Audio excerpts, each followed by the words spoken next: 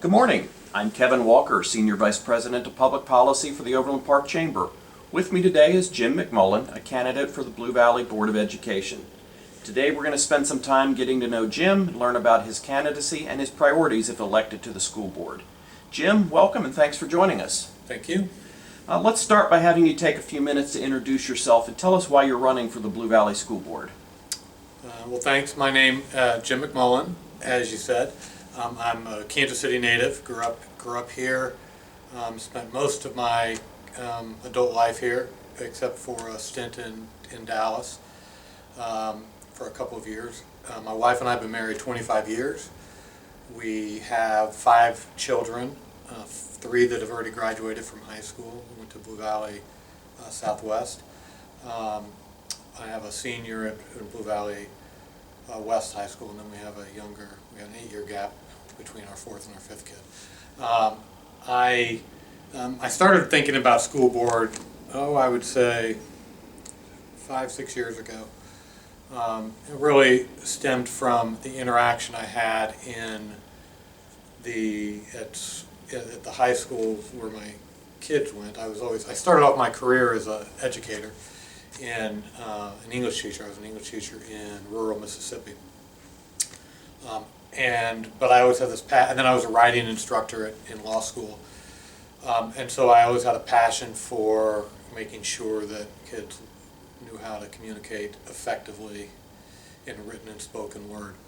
And I felt that there were things that we could do better during the period of time when my kids were in high school. So anyway, those were it's really that element that has got me interested in the schools. And in the last couple of years, the thing that I've noticed more than anything is because now every kid is handed a cell phone at such a young age, that their attention spans are very limited. Adults' attention spans are very limited, so it's not like we're immune to it. But our children are in their formative stages, and their relationship to words and language and reading and writing is in very short snippets. And that to me is something that we as parents, a community, as a school need to be thoughtful in the way we address it. And I have some ideas on that front that I'd like to bring. So to me that's the most critical issue because it spans all political perspectives. It's something that we all know is a key concern. And so anyway, that's kind of the foundational reason why I'm running. I have other reasons, but that's foundational. And I think that's a great segue to our first question is, as a candidate, what are your top education policy priorities if you get elected? So I say my number one is, the way I've been describing it is a language. I really would like the district to embrace a language-focused advanced literacy, which is advanced reading, which I don't think we do enough of, which is interdisciplinary in nature, advanced writing, and public speaking. And I emphasize the interdisciplinary aspect of this because I think most people think of reading, writing, speaking as some compartmentalized component of the English or ELA curriculum. It's not. It should be viewed as English, history, science, math, and other disciplines that are together in an interdisciplinary fashion. Why? Because that process of doing increasingly difficult material where kids have to learn how to write and articulate, whether it's a scientific formula, whether it's a mathematical equation, and doing that with precision, and understanding those concepts, being able to integrate those ideas and articulate them both in written word and in spoken word is the intellectual process. It's what develops us and gives us opportunity as children and as young adults, opportunities to go whichever way in life they want to go. And that's why we're here, right? We're here. We're not here to put our kids into X job or X college. We're here to equip them with a rich and rewarding foundation that allows them to live a rewarding life. You know, it wouldn't be a conversation about schools if we didn't talk a little bit about funding. So let me ask you, the Kansas Supreme Court ruled the current K through 12 education funding formula is both equitable and adequate. However, the court retained jurisdiction over the case to assure that funding is maintained. What are your thoughts on the formula and the additional funding that's been added? Well, to that point, I had reviewed the budget for this district when I first started the race, but then I took 3 months where I hadn't really refreshed myself on the financial aspects of the budget, of the school's budget. But there is like a 15% increase in our operating budget this year over last year, which is pretty substantial. And I think it actually is a great benefit for the school district. Generally speaking, all voters, whether they're wherever they are on the political spectrum, want our public schools to be well funded. I'm not different in that regard. It's really incumbent upon the school board and the school board members to be good stewards of those funds. As it relates specifically to the court and the court's oversight, because of the way the Kansas Kansas budget generally is structured, the K through 12 budget constitutes about half of the general fund. So if we are in a time of good economic prosperity and the general fund is up, that's going to be more money available. But if we go into a recessionary time period and the legislature has to cut, that will always, I think it will always come out of K through 12 education. That is, that's not necessarily unique to Kansas. That occurs in other states as well. But 50% of our budget is allocated to K through 12 education. The public is generally across the board in favor of that. My main criticism of the way that we do it is we as Blue Valley are restricted in terms of what we as taxpayers can vote to put into our own school. We're capped. So if we want to put more money into our schools, the state formula actually limits our ability to do so. That I don't like, to the extent that as a board member I could influence that otherwise. I'd like to have our local option budget give us more flexibility to put more money into our schools if that's what the voters choose to do. And the other side to funding is accountability, and we know the education system requires accountability measures for student achievement, and that's been a little bit of a source of debate. So can you talk about the accountability measures you support and that you believe are accurately reflective of student achievement? Well, to a degree, we as we proverbial we, meaning we as a society or we as an educational institutions, have relied on standardized testing, right, in terms of academic performance. And I think that there is some debate as to whether you can achieve what you need, what you want in terms of measurement of school performance solely based on the results on standardized testing. Standardized testing is not the be-all and end-all. I started this discussion talking about the importance of writing, an advanced writing curriculum and an advanced public speaking curriculum, which does not lend itself very well to a standardized testing process, but which is a critical component of the way we evaluate ourselves, or the way we educate our children, and needs to be built into the evaluation of our students. There are other aspects of our Blue Valley, in particular's educational, what's called mission and goals, which are amorphous, which are difficult to measure, and which are non-academic in nature. Those I don't think are very helpful to achieving our objectives. I think they end up being distracting. I don't advocate a move away from standardized testing, especially in math and reading, right? I mean, that doesn't tell you that you've got this great school district, but it does identify problems that exist. And we're a big district. It's a diverse population. It's a diverse geographically, going all the way from 200-something street down to 435 and east-west, 8-mile stretch. So it is, kids from all different walks of life, and we need to have at least some standardized measure to, but it's to evaluate how we're doing. That, I think, it should be the accountability measure that is the baseline. It's not everything. And we do, I go back to my original point, we do need to have writing and public speaking as a component of how we hold all of our kids accountable. Changing gears here, Kansas is experiencing low unemployment rates and employers are struggling to find qualified workers, especially in our technical and skilled trades. So how do you see the school district helping the business community meet their needs?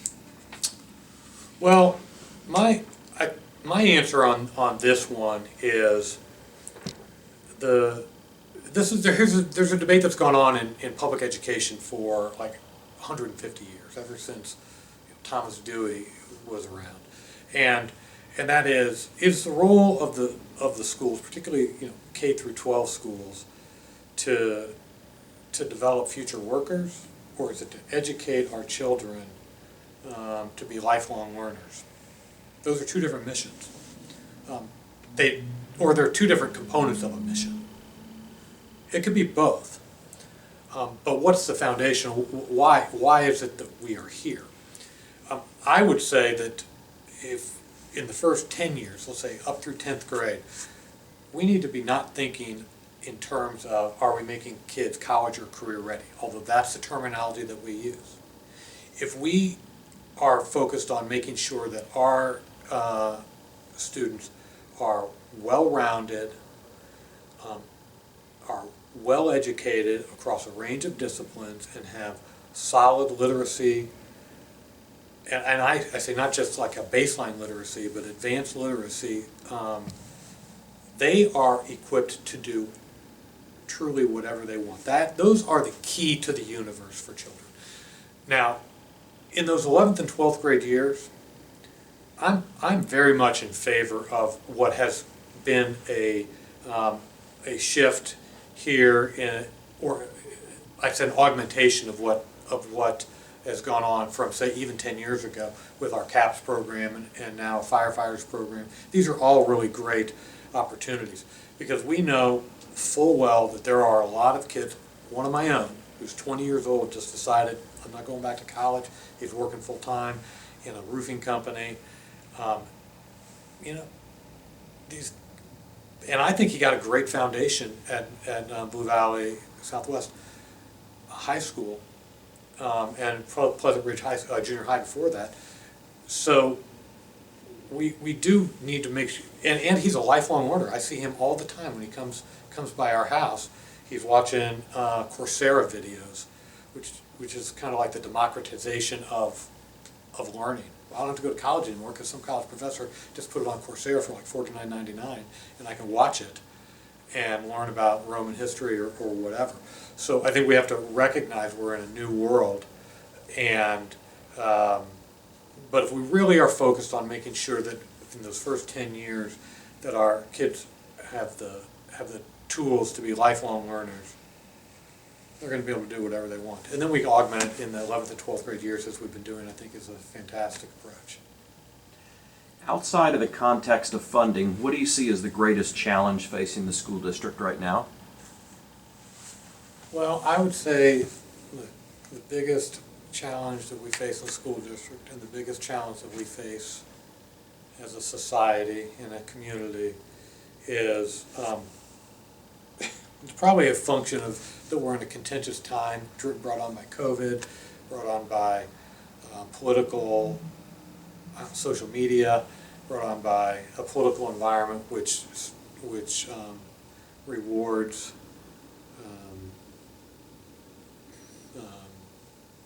exaggeration and strident, being strident in terms of political rhetoric, and drives division, I think.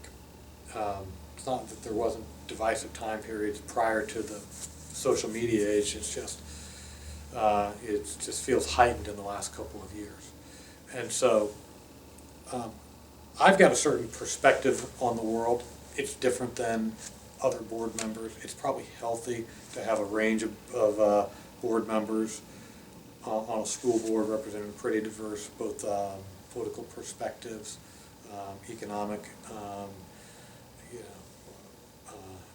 ethnic diversity. So I think if we can at least view ourselves all as on the same team, the team of humanity, that we can improve our district. So I try to bring what I would call a conservative but collegial voice to the equation. I think that what most ails us is a desire, if not a desire, but a tendency to move into our corners and be to be like everything's a boxing match. Everything doesn't need to be a boxing match. It can also be a kind of a friendly debate. My last question for you is, what makes you uniquely qualified to serve on the board and most distinguishes you from your opponent in the race? Well, I'm here to promote my ideas, and I do believe that I've given, well, one, I've given a lot of thought over 30 years from my time early as an English teacher to this idea that we really need to be, that our core mission needs to be equipping our children in areas of advanced reading, writing, and public speaking. I call it literacy. But it's pretty intentional, meaning I really think the way we do it as a school district is wrong. It's very compartmentalized. It's not very rigorous for those children who are not in advanced courses. And I don't think that suits I don't think it is asking enough of a big chunk of our children, and I don't think it means that I don't think we're giving our children enough across the board in terms of what they need in a world that, again, lives in sound bites and in 280 characters or less, and it doesn't turn enough of them into lifelong learners, because after they get out of high school, there is nobody there to take care of them except themselves. It is very much a dog-eat-dog world. You have your family, you have a small base of friends, but we owe it upon our entire community to give that gift to our kids. Those are my ideas. I think they're uniquely expressed, and I think I'm the only one taking them forward, and that's why I'm here. So. Good. Well, Jim, I want to thank you for spending a little time with us today. And before we close, I'd like to give you a couple minutes to provide any final thoughts if you'd like. Well, I suppose that I've had a couple of these, and I usually turn philosophical here rather than to try to tick off what I think are my qualifications. I got into this not because I really want to be in politics, but I do believe that we owe it to our community to try to bring people together with a unifying vision, and that unifying vision is that we are here to not to again train children to be future workers or future college superstars. Those are great outgrowths of a good education system. Those are good outputs, those are good results from, but our core purpose is to give our children an interesting, diverse, challenging academic foundation that will give them the opportunity to live a long and rewarding life in whatever field, in whatever way they want to do it, whether they want to stay home and raise their family, whether they want to go right into the workforce, whether they want to go into the military, whatever it may be. That's why I'm here. I think that's what brings us together. It's all for the children. Nobody's against the children. It's how you do it in the most effective and and thoughtful manner.